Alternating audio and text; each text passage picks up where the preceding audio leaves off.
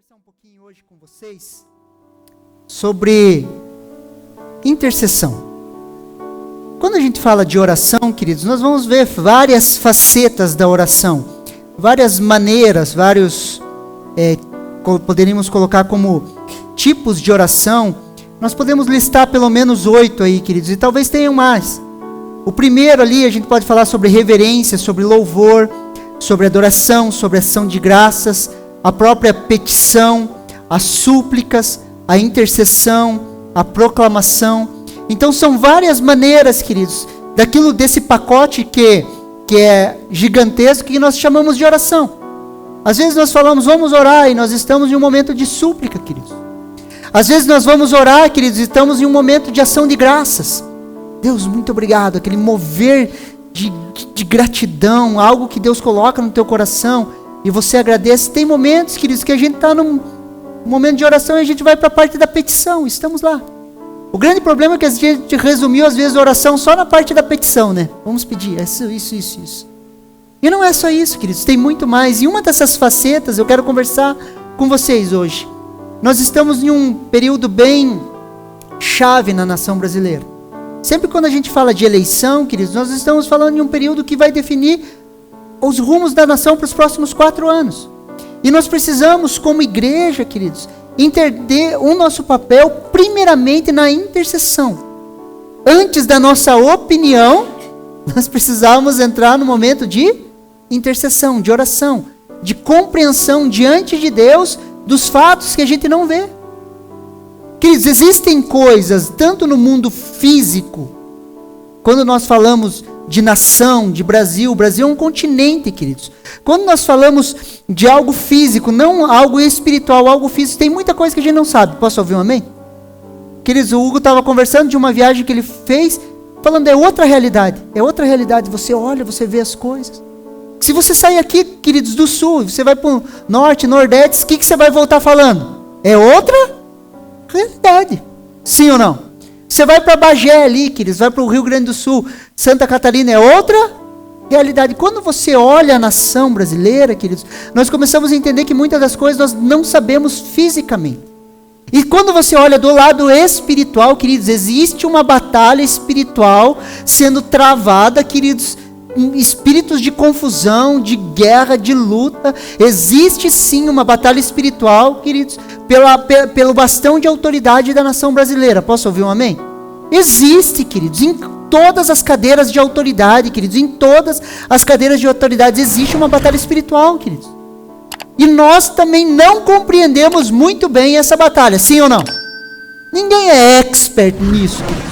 Sabemos o pouco que vamos tateando, vamos aprendendo, queridos. E nós precisamos entrar, queridos, muitas vezes em oração, intercessão, muito mais do que a nossa opinião. Posso ouvir um amém? O que é intercessão, queridos? Intercessão é o ato de interceder, de solicitar algo pelo outro. E a palavra de Deus, queridos, ela nos incentiva a interceder pela nossa nação, a entrarmos em momentos de intercessão, e devemos fazer isso por amor à nação. É um ato de amor nos lembrarmos daqueles que precisam, queridos, por isso devemos colocá-los em nossas orações, intercedendo por todos. Quando nós estamos no nosso período de oração, tanto como eu como a Kelly, quando nós estamos até no nosso período individual, queridos, eu estou tendo comunhão com Deus, volta e meia Deus me coloca pessoas na minha mente. Às vezes vem um flash de uma pessoa, o que eu faço? Eu oro por ela. Se é crente, eu suplico por ela, eu cubro as costas de oração dela. Se não é crente, o que eu faço? Eu intercedo.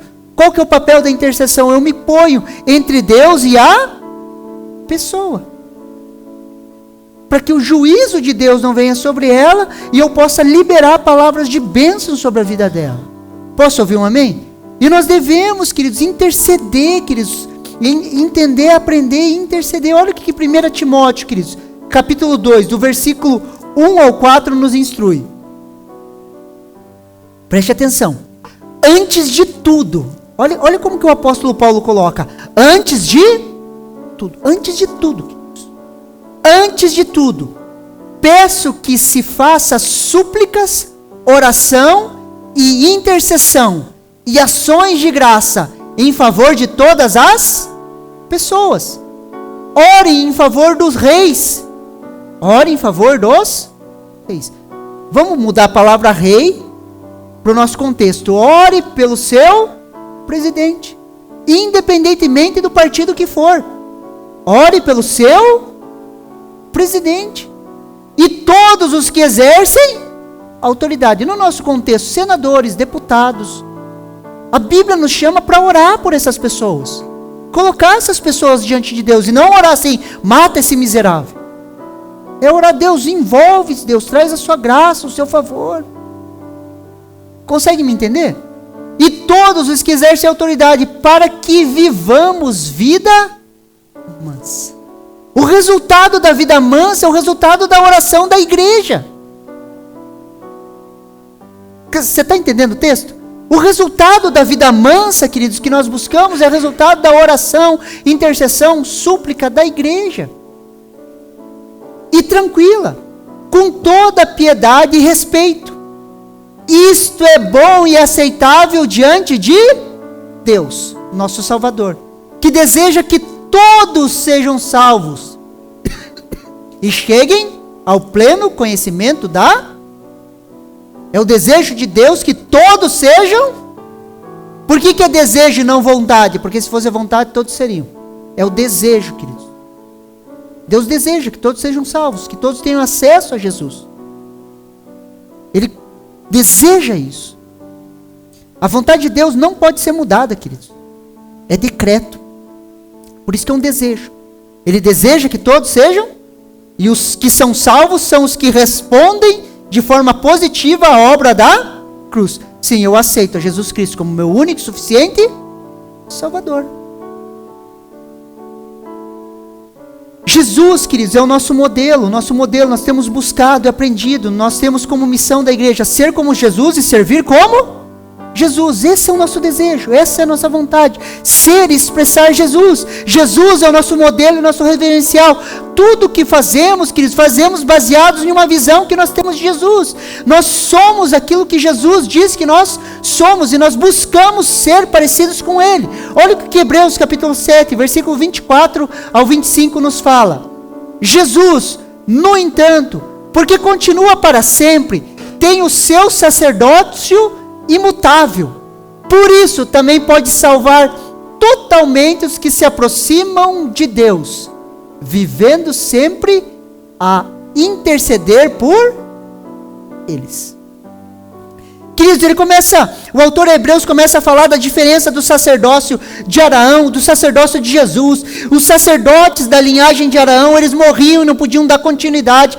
Só que Jesus, ele vive para sempre, e ele pode salvar todos que se aproximam através dele, de Jesus, através de Deus, a Deus através dele.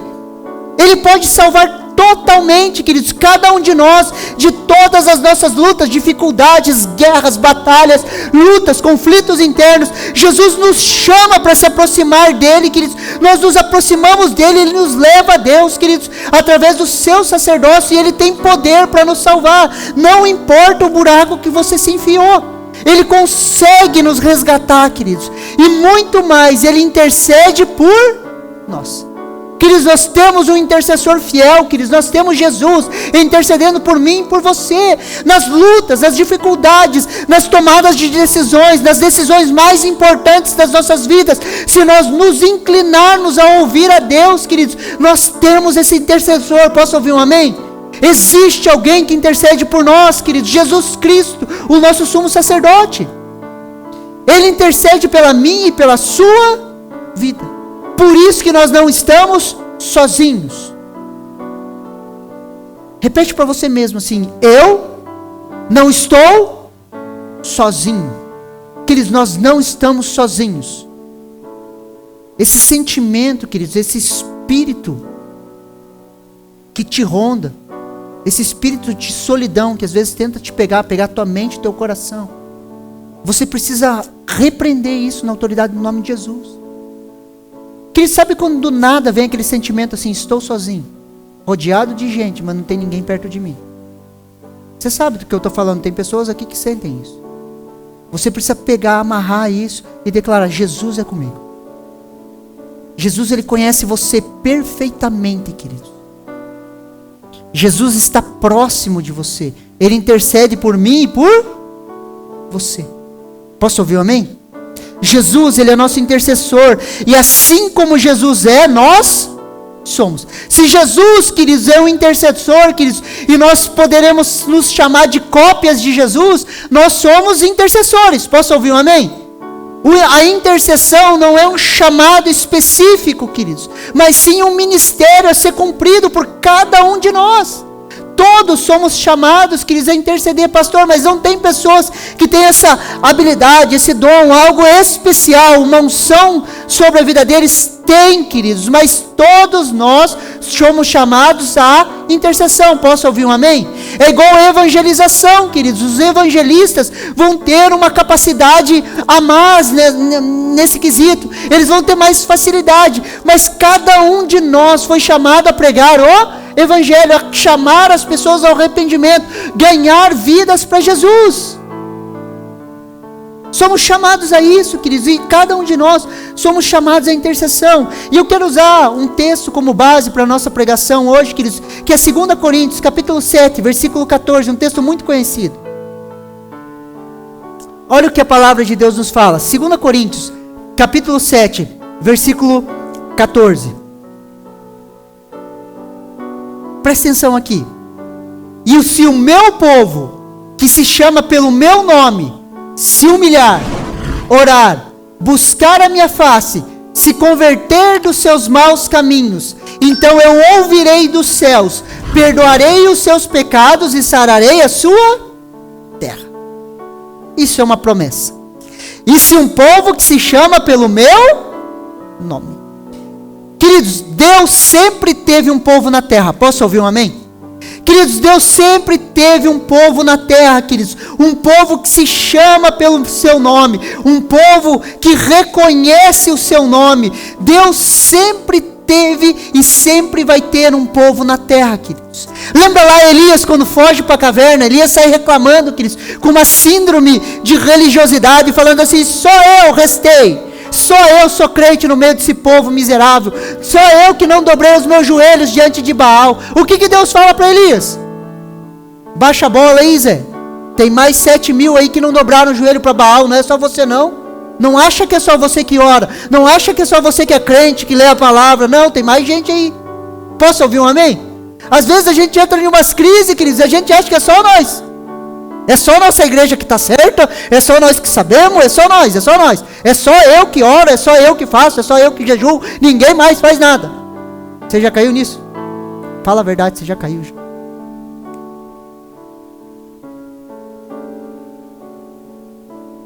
Mas existem mais 7.000 que não se dobraram e não beijaram a Baal. Posso ouvir um amém? Eu e você, queridos, somos esse povo. Hoje temos o privilégio de sermos chamados do povo de Deus, queridos. Hoje eu e você somos representantes de Deus na terra. Hoje eu e você somos embaixadores de Cristo. Queridos, cada um de nós aqui, queridos, representa Jesus aonde está. Cada um de nós aqui, queridos, tem o privilégio de ser chamado povo de Deus. Cada um de nós, queridos, é um embaixador de Cristo Jesus. Aonde estamos, queridos, o Evangelho se manifesta. Aonde estamos, o reino de Deus se manifesta. E como que o reino de Deus se manifesta? Alegria, justiça e paz. Aonde nós estamos, queridos, essas manifestações, elas acontecem. Porque somos representantes, somos povo de Deus. Olha o que 1 Pedro, capítulo 2, versículo 9 nos fala. Vocês, isso é para nós, queridos, vocês, porém, são geração eleita, sacerdócio real, nação santa, povo de propriedade exclusiva de Deus, a fim de proclamar as virtudes daqueles que o chamou das trevas para a sua maravilhosa luz. Eu e você, queridos, em Cristo Jesus, somos povo de Deus. Para quê? Para proclamarmos onde andamos as virtudes, as qualidades daquele que nos chamou das trevas para a luz. Deus te chamou das trevas para a luz. Posso ouvir um amém? Ele te tirou de um tremendal de pecados, querido, de um lamaçal de pecados. Tirou você daquela vida inútil que você vivia. Transportou você para um reino novo, queridos, para uma nova vida, para uma vida em Cristo Jesus, uma vida com sentido. E agora você é chamado a proclamar, queridos, essas virtudes, proclamar as verdades de Deus, proclamar o poder transformador do Evangelho. Quando nós ouvimos um testemunho como esse, queridos, não tem a ver com uma igreja, não tem a ver com pastores, tem a ver com a obra poderosa do Espírito Santo na vida de um casal. E quando você olha isso, queridos, você tem que proclamar, queridos, a plenos pulmões: Jesus transformou a minha vida. Somos proclamadores, queridos, desse evangelho de transformação. Somos proclamadores como filhos de Deus amados. Somos povo de Deus, queridos. Somos sal e luz. Onde estamos proclamando as verdades de Deus. Não tem por que reclamar. Aleluia.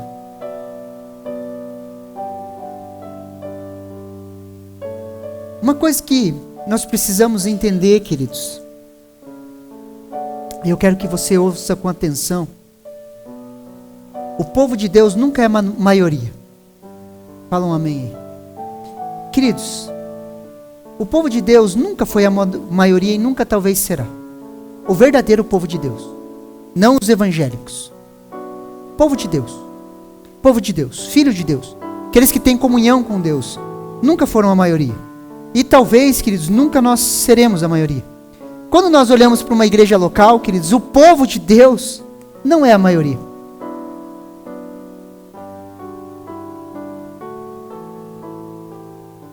Quando nós olhamos para a igreja como um todo, o povo de Deus não é a maioria. A obra de Deus, queridos, ela sempre foi feita pelos remanescentes. Sempre foi feita por remanescentes. Pessoas que Deus vai levantando, pessoas que vão se dispondo, e nunca é a maioria. Os estudiosos, aqueles que estudam a igreja, queridos, eles têm uma estatística de 80 para 20.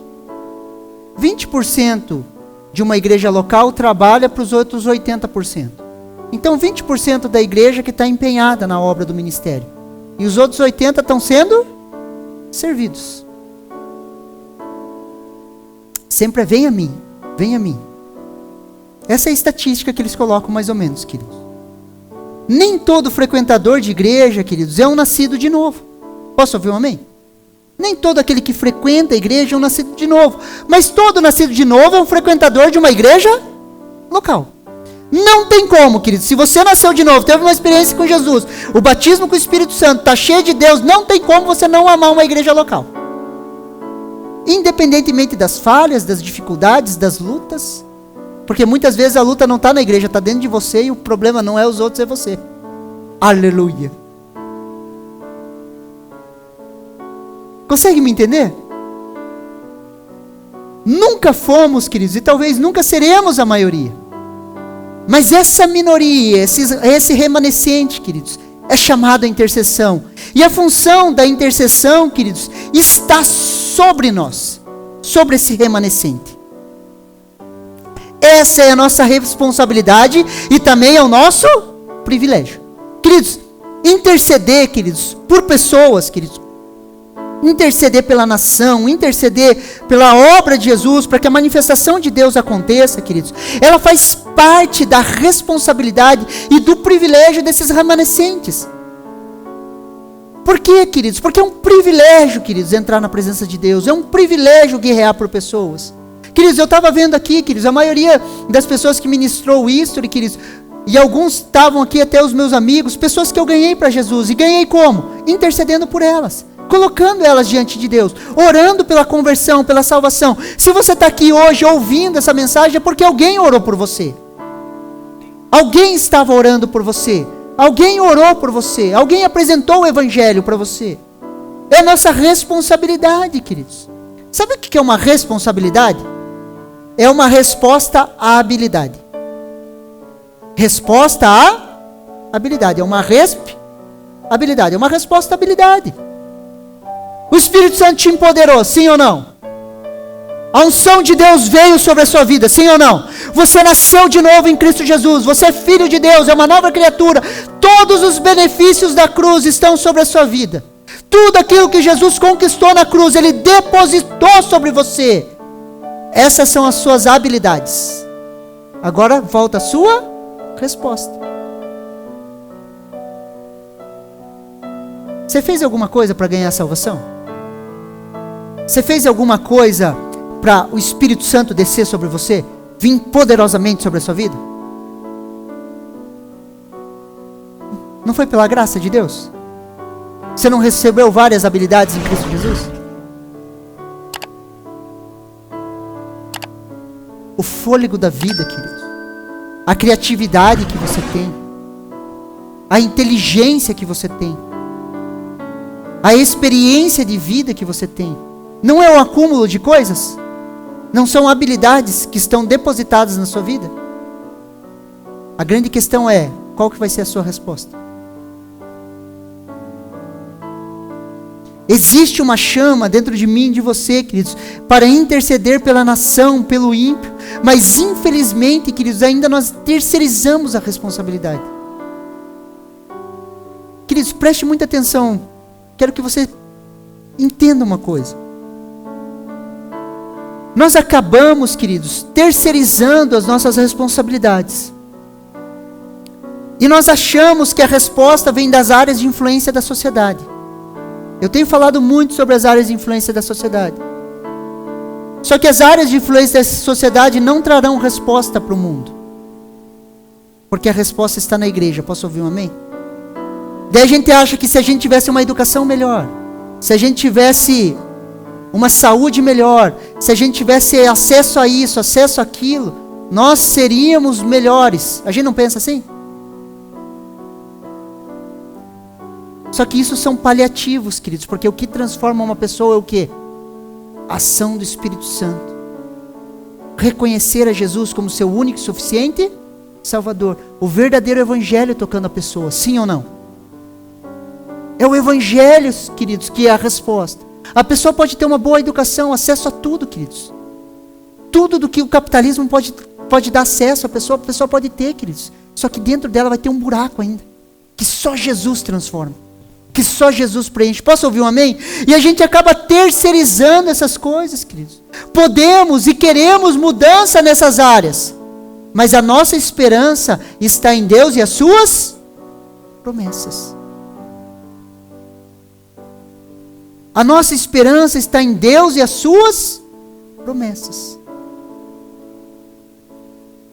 Vamos ter agora, queridos, um período de eleição, queridos. Oramos, intercedemos. Independentemente do resultado, a nossa esperança está em... Posso ouvir um amém? Consegue entender? Por quê? Porque a resposta, queridos, para que as pessoas que estão precisando lá fora, está aqui dentro, na igreja. Nós somos a resposta para o mundo, queridos. Nós somos a resposta. O ímpio, queridos, o ímpio é ímpio. Quando nós olhamos, queridos, esse povo que se chama pelo meu nome, queridos, o ímpio é ímpio. Existe um povo que é de propriedade exclusiva de Deus, que é o povo de Deus, a nação santa. E existe o resto, o ímpio é ímpio, queridos. Olha o que Apocalipse, capítulo 22, do versículo 11 ao 12 nos fala. Quem é injusto, seja injusto ainda. Quem é sujo, seja sujo ainda. Quem é justo, seja justificado ainda. E quem é santo, seja santificado ainda. E eis que cedo venho, e meu galardão está comigo, para dar a cada um segundo a sua obra. Queridos, esse é um retrato do tempo do fim. Esse é um retrato do tempo que nós estamos vivendo hoje, queridos. Essa é uma fotografia desse tempo, queridos. Dos dias que vivemos hoje. O injusto cada vez mais injusto. O sujo cada vez mais sujo. Em contrapartida, queridos, o justo sendo cada vez mais justificado. E o santo cada vez mais santificado. Uma das características do fim do tempo, queridos, é a separação, queridos. Nós vamos saber, queridos, de forma clara, aqueles que servem ao Senhor e aqueles que não servem. Enquanto, queridos, a sujeira, a maldade, queridos, ela cresce no mundo, em contrapartida a igreja avança, cresce, mostra a sua luz, mostra o seu brilho, a igreja vai continuar crescendo. E vai ser um retrato, queridos, uma fotografia, queridos. O sujo cada vez mais sujo, queridos, a impiedade, a luta lá fora. E a igreja, queridos, cada vez mais santa, se santificando, crescendo, sendo sal e luz. Uma distinção. Você vai olhar para a pessoa e você não vai falar, talvez seja evangélico. Não existe, queridos. Vai ser ou é filho de Deus ou é filho das trevas. Nos seus atos, nas suas condutas, na sua maneira de falar. Posso ouvir um amém? Vai ficar claro, queridos, cada vez mais claro. Quem é injusto, quem é sujo, não vai ser boca de Deus na terra. Posso ouvir um amém? Essa é a nossa responsabilidade. Muitas vezes, queridos, acabamos nos escandalizando com o que está acontecendo no mundo, mas deixa eu te falar uma coisa, cada vez pior. Posso ouvir um amém? Queridos, você começa a ver os projetos de lei, as coisas que estão acontecendo, queridos, essa liberdade, queridos, que não é uma liberdade, queridos, o ataque sistemático contra a família, as coisas sendo totalmente disfuncionais, queridos, a tentativa, queridos, de tirar os fundamentos, e Salmo vai falar, tirando-se o fundamento, o que poderá fazer o justo? Então as coisas, queridos, tendem a piorar. Você consegue me entender? Só que nós não deveríamos nos escandalizar. Ah, pastor, você viu lá o que estão fazendo? Queridos, o ímpio é ímpio. O sujo continue a se sujar. Queridos, eles vão continuar se sujando. A grande questão é que eu e você vamos continuar nos santificando. E a igreja vai se levantando. Queridos, no meio, queridos, da imundícia, queridos, no meio daquilo que vai ser tudo igual, tudo igual, tudo igual, você está entendendo? Vão ter pessoas que vão levantar a cabeça, queridos, e vão procurar, eu quero algo diferente para a minha vida. E elas vão olhar, queridos, a luz da igreja brilhando, e elas vão falar, é para lá que eu vou.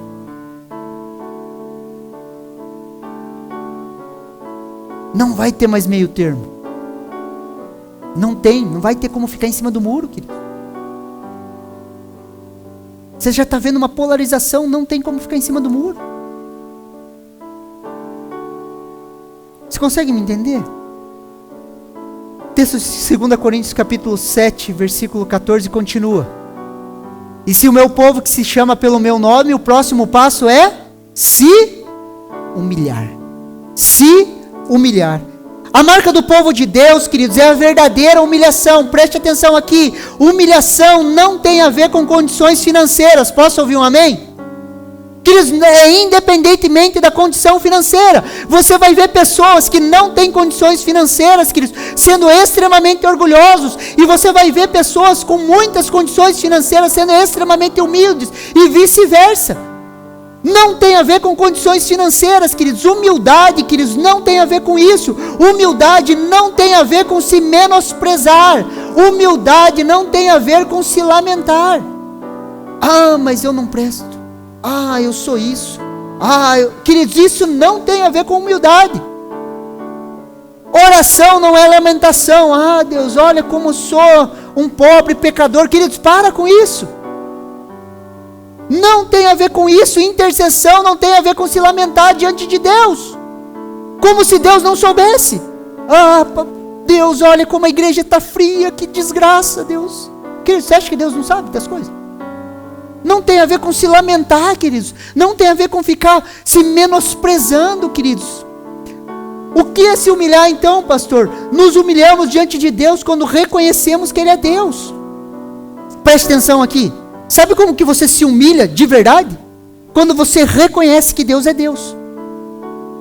A salvação vem sobre nossas vidas quando, queridos? Quando nos esvaziamos de nós mesmos.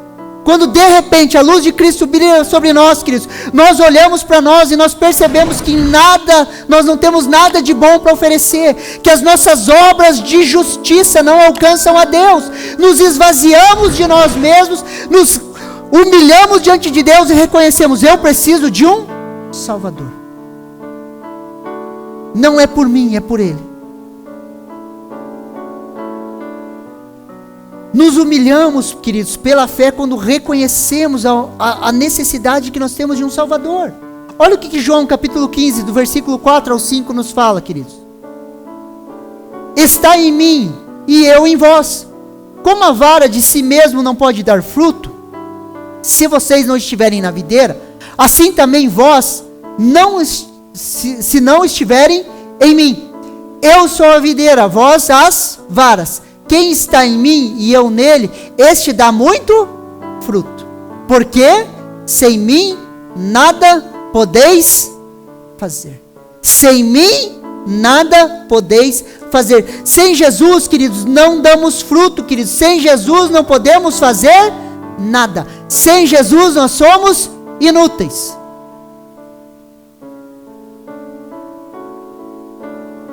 Sem Jesus, queridos, nós não prestamos. Então, tudo o que eu fiz de bom, a minha vida toda foi por causa dele. Quando entendo isso, queridos, o meu senso crítico, ele diminui, queridos. Eu consigo entender, queridos, que nada, absolutamente nada que eu faça, que seja proveitoso diante de Deus, vem de mim, mas vem dele, porque eu estou conectado nele. Você consegue me entender? Tudo que você fez de bom ao longo dos anos, queridos, que não vai ser consumido pelo fogo, no dia no dia do Senhor, queridos, no último dia, queridos, na prestação de contas, tudo aquilo que não for consumido pelo fogo, queridos, foi feito porque você estava conectado nele, porque sem ele você não poderia fazer nada. Sim ou não? Quando eu entendo isso, meu senso crítico diminui, e eu paro de falar mal dos outros. Aleluia. Eu paro de ficar, aquele. Sabe por quê? Porque quando a gente fala aquele, eu estou falando que eu sou superior a ele. Mas como que eu vou ser superior a alguém, queridos? Se tudo que eu fiz, que é proveitoso diante de Deus, eu fiz porque eu estou conectado nele. Sem ele eu não poderia produzir nada para Deus. Você está entendendo o que é se humilhar?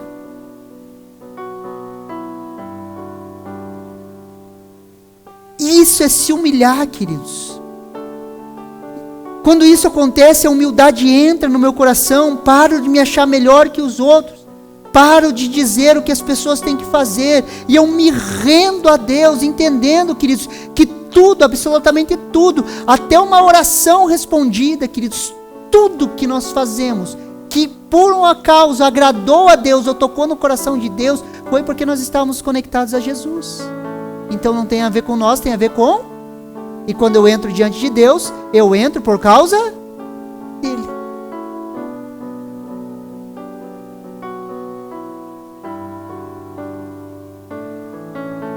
Assim nós começamos a entender um pouquinho melhor o que Tiago, capítulo 1, versículo 17 nos fala. Olha que interessante.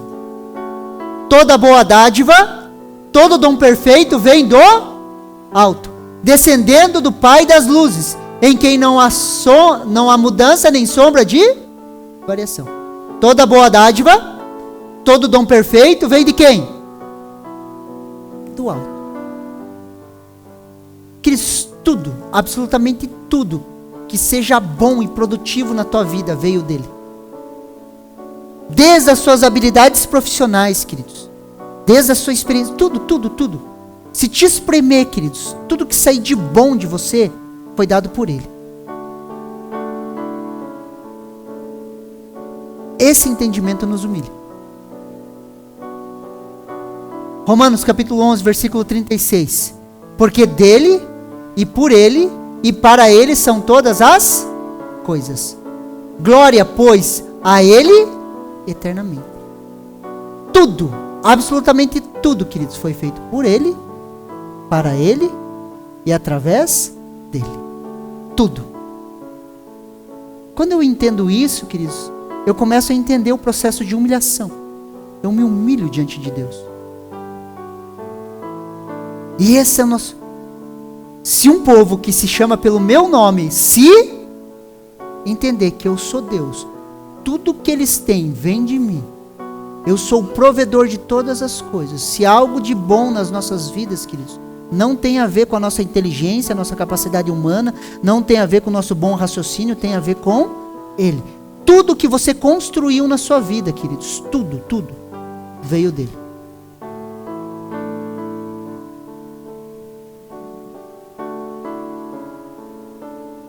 Você está me entendendo? Assim nós nos humilhamos, queridos. E o texto continua: se humilhar e orar. Queridos, Deus responde oração. Posso ouvir um amém? Deus responde oração. Ao longo da história, queridos, vamos ver Deus respondendo a oração do seu povo, o povo que se chama pelo seu nome.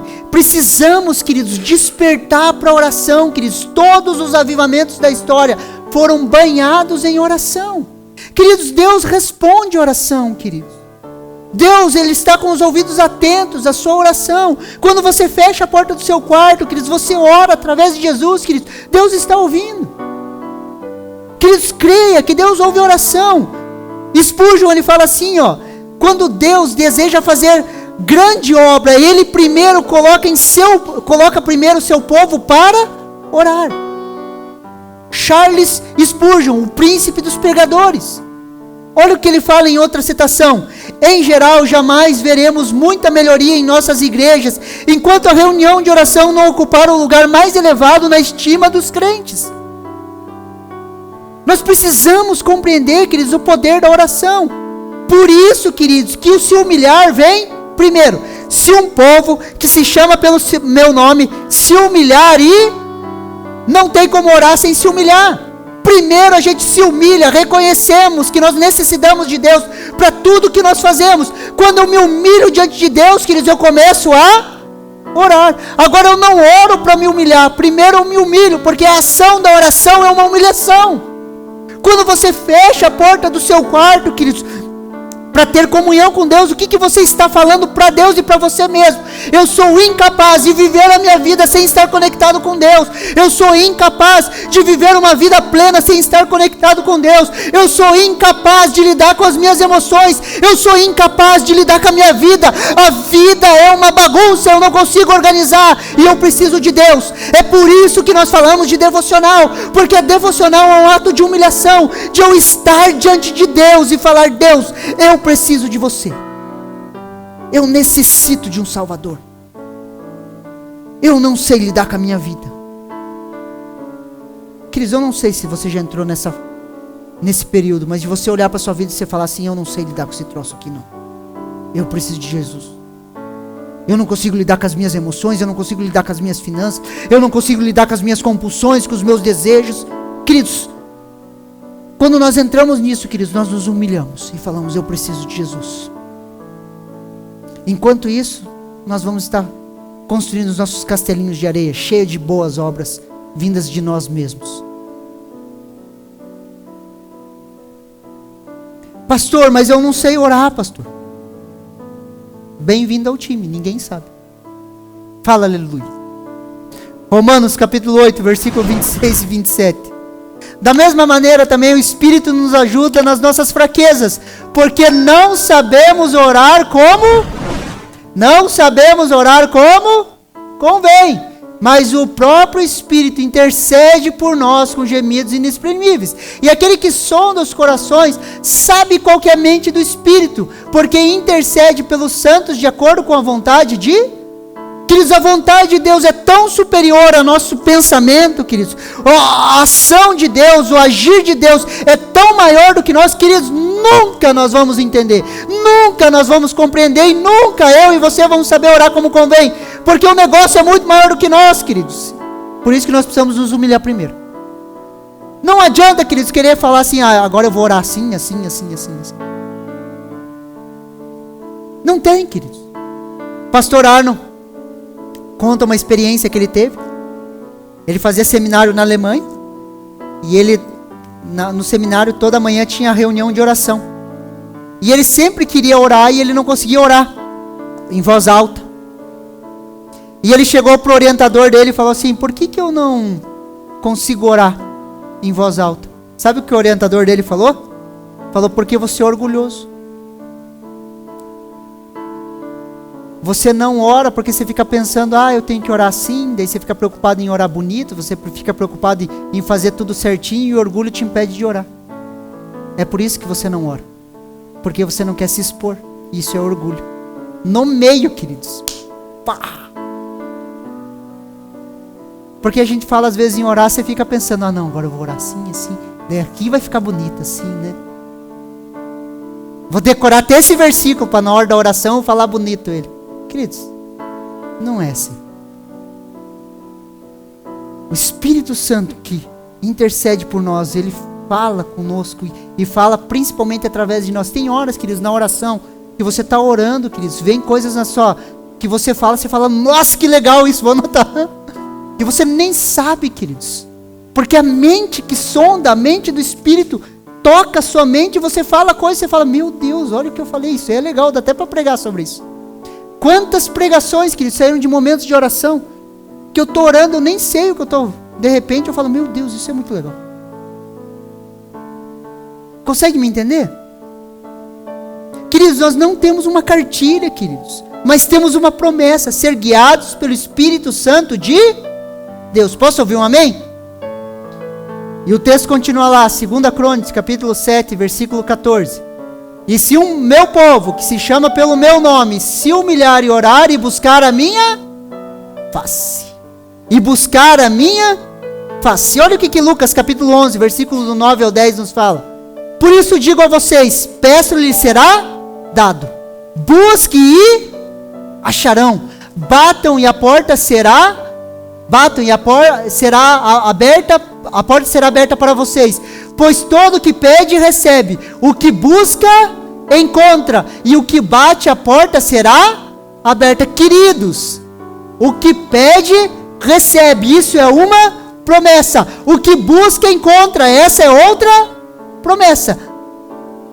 Se o meu povo buscar a minha face, você vai buscar a face de Deus e você vai encontrar. Se buscarmos a face de Deus, vamos encontrar a sua face. E o que acontece quando encontramos a face de Deus? O que acontece quando eu e você encontramos a face de Deus? Repete assim comigo, morremos. Todas as vezes que encontramos a face de Deus, queridos, nós morremos. Olha o que Êxodo capítulo 33, versículo 20 nos fala. E acrescentou, você não poderá ver a minha face, porque ninguém verá a minha face e viverá. Moisés pede para ver a face de Deus, queridos. Moisés já era amigo de Deus, falava com Deus face a face, mas ele não via a face de Deus. E ele pede para Deus, deixa eu ver a sua face, deixa eu ver a sua glória. Deus fala assim, não, cara, se você ver a minha face, você vai morrer. Queridos, agora em Cristo Jesus, queridos, o sangue aspergido de Cristo sobre as nossas vidas, nos dá acesso a Deus. E hoje, se nós buscarmos a face de Deus, nós vamos encontrar. E todas as vezes que encontramos a face de Deus, algo em nós morre. Todas as vezes que buscamos a face de Deus, vamos encontrar. E todas as vezes que encontrarmos a face de Deus, algo de nós morre. Todo impacto violento, queridos, com a presença de Deus, toda ação de Deus, todas as vezes que entramos, buscamos e encontramos a face de Deus, queridos, todas as vezes algo de nós vai morrer. Deus arranca algo de nós e coloca algo dele. Quando a Dani falou dos processos, queridos, foi processinho por processinho, morrendo aqui, morrendo ali, Deus colocando algo dele, até que algo maravilhoso acontece, a obra de Deus acontece, floresce nas nossas vidas. Só que antes, queridos, de florescer precisa morrer. O grão de semente, a semente que é plantada, antes de ela frutificar, ela tem que fazer o quê? Morrer. A semente que permanece viva, ela não frutifica. Eu e você somos uma semente plantada em terra boa, queridos. Nós precisamos morrer para frutificar. E todas as vezes que buscamos a face de Deus, encontramos essa face, nós morremos para nós mesmos. Algo de nós morre e algo de Deus nasce. Posso ouvir um amém? E nós só podemos passar para o próximo passo, queridos, depois de encontrarmos a face de Deus. Qual que é o próximo passo, queridos? Vamos lá. 2 Crônicas, capítulo 7, versículo 14. Está vendo o trilho? Se o povo que se chama pelo meu nome se humilhar, orar, buscar a minha face e se converter dos seus maus caminhos. Se converter dos seus maus caminhos. Queridos, não existe conversão verdadeira sem olhar para a face de Deus. Não existe uma verdadeira conversão sem olharmos para a face de Deus. Não existe conversão verdadeira, queridos, se algo em nós não morrer. Presta atenção. O que é conversão, queridos? Conversão é isso aqui. Você está vindo para cá, tá? Daí você faz uma conversão. Ok? Então tá lá. Você está diante de Deus, queridos, buscando, se humilhando, orando. De repente você vê a face de Deus. Quando você vê a face de Deus, algo dentro de você morre. Vamos usar um exemplo, a mentira. Só para ficar claro, você mente, e daí chega o teu pastor e fala, não minta, queridos. Mentir é feio, é pecado, vai para o inferno. Só que você não escuta. Daí você está andando, de repente você tem um impacto com a glória de Deus, queridos. Deus fala com você, Ele arranca de você a mentira.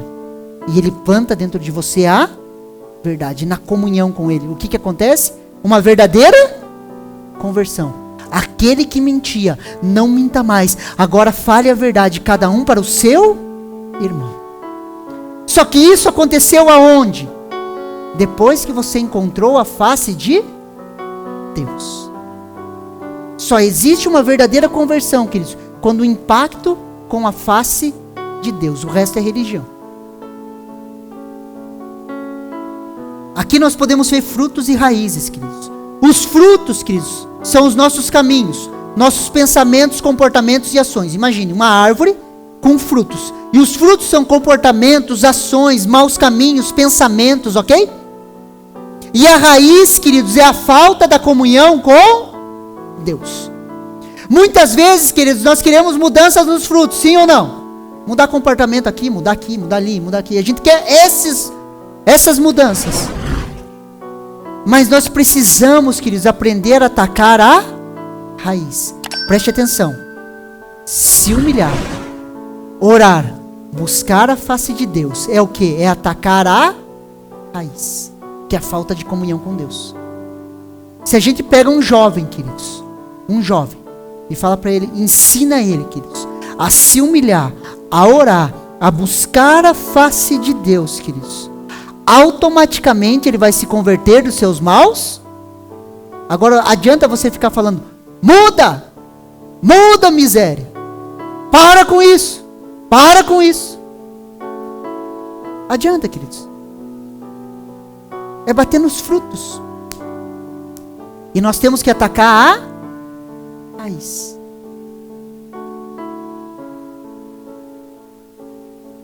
Se converter dos seus maus caminhos. Qual que é o próximo passo? 2 Crônicas, capítulo 17. E se o povo que se chama pelo meu nome se humilhar, orar, buscar a minha face e se converter dos seus maus caminhos, só então, queridos, só então eu ouvirei dos céus.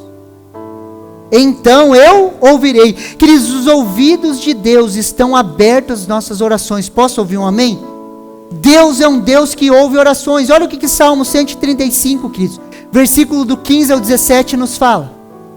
Os ídolos das nações são prata e ouro, obras das mãos humanas. Tem boca, mas não falam, tem olhos, mas não veem, tem ouvidos, mas não ouvem, pois não há alento de vida em suas bocas. Queridos, se os ídolos das nações são isso, o nosso Deus, que é o Deus verdadeiro, é o contrário disso. Ele tem boca e fala, ele tem olho e vê, ele tem ouvido e ouve. Por isso, queridos, que Deus, Ele ouve as nossas orações, queridos. E o texto continua, perdoarei os seus pecados. Eu ouvirei e perdoarei os seus pecados. Quando encontramos a face de Deus, queridos, morremos para os nossos maus caminhos e recebemos o perdão conquistado por Jesus na cruz. E a continuação do texto fala, sararei a sua terra. Isso é uma promessa. que Ele vai sarar as nossas vidas, que Ele vai sarar a nossa terra, que Ele vai sarar a nossa família, que Ele vai sarar Vitimarsum, São Luís do Purunã, Campo Largo, os Campos Gerais. É uma promessa, queridos, isso é nosso. É uma bênção individual que se torna coletiva. Quando nós levamos esse texto para nós, queridos, nós vemos que se nós nos buscarmos a face de Deus, queridos, nos humilharmos, orarmos como indivíduos, queridos, Deus vai sarar as nossas vidas. Posso ouvir um amém? Sarando as nossas vidas, Ele sara a igreja, sarando a igreja, Ele sara a colônia. É uma promessa, queridos. É uma bênção que é individual e se torna coletiva, queridos. Lembre-se, um povo que se chama pelo meu nome. Se nós, igreja, queridos, de Vitimarsum, vivermos isso, essa terra será sarada. E não depende do ímpio. Depende de uma postura de coração da igreja, queridos. E não da igreja instituição. Da igreja corpo vivo de Cristo, da igreja viva, dos remanescentes, queridos. Isso toca a nação. A mudança que nós esperamos lá fora, queridos, começa aqui dentro. Às vezes a gente fica pensando, nós, no contexto de colônia, cooperativa, associação de moradores tinha que fazer isso. Queridos, é nós, como igreja. Se nós formos influentes lá fora, queridos, as coisas vão acontecer. Posso ouvir um amém? Você está me entendendo? Essa é a nossa responsabilidade, queridos. E nós somos chamados a isso. Você recebe essa palavra no seu coração?